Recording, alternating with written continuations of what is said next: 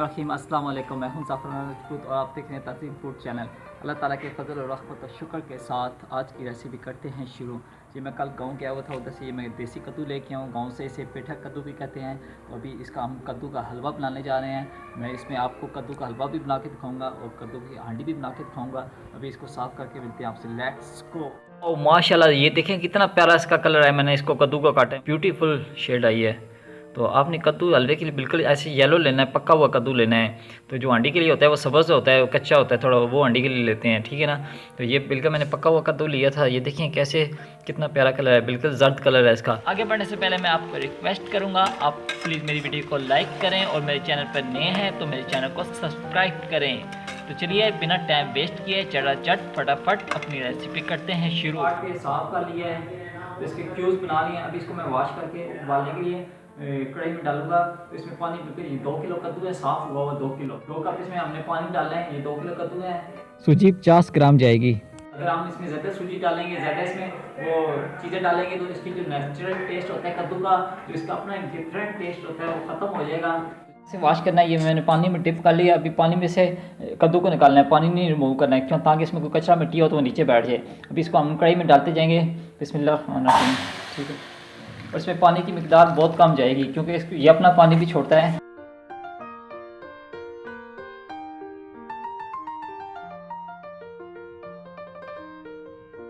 बिस्मिल्लाहिर्रहमानिर्रहीम। अभी 2 कप पानी डाल लेंगे हम। तो अभी आग को हमने तेज़ करना है। पानी डाल के जब इसमें उबाल आ जाएगा हमने स्लो आंच पे पकाना है। वो तब तक पकाना है जब अच्छी तरह गल जाए।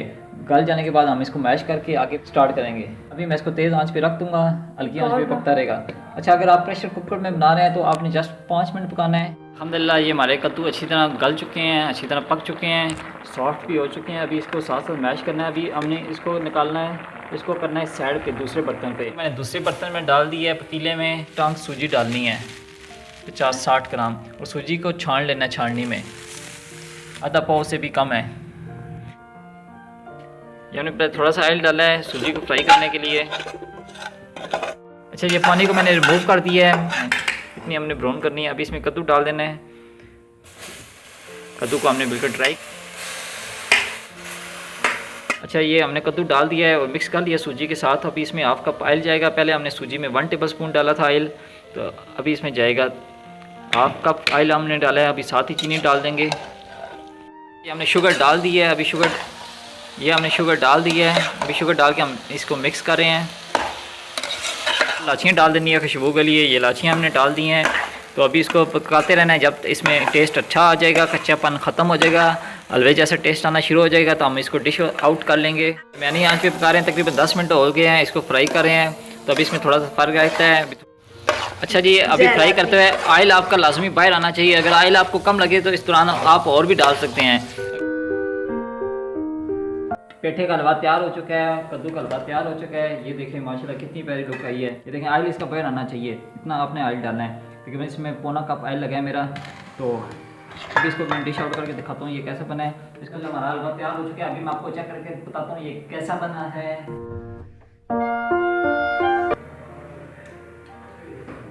अल्हम्दुलिल्लाह इसका कच्चापन भी खत्म हो गया है, ऑयल भी बराबर आ चुका है और मीठा भी इसका बराबर है, और इसका टेस्ट भी अच्छी तरह अभी पक चुका है। टेस्ट इसका जैसे हलवे का टेस्ट होता है पका हुआ वैसे आ रहा है। तो अगर आपको मेरी रेसिपी पसंद आई है तो मेरी वीडियो को लाइक ठोकें और मेरे चैनल को सब्सक्राइब करें। इसी के साथ दीजिए ज़फ़रान राजपूत को इजाज़त, अपना बहुत सा ख्याल रखिएगा। अल्लाह हाफ़िज़।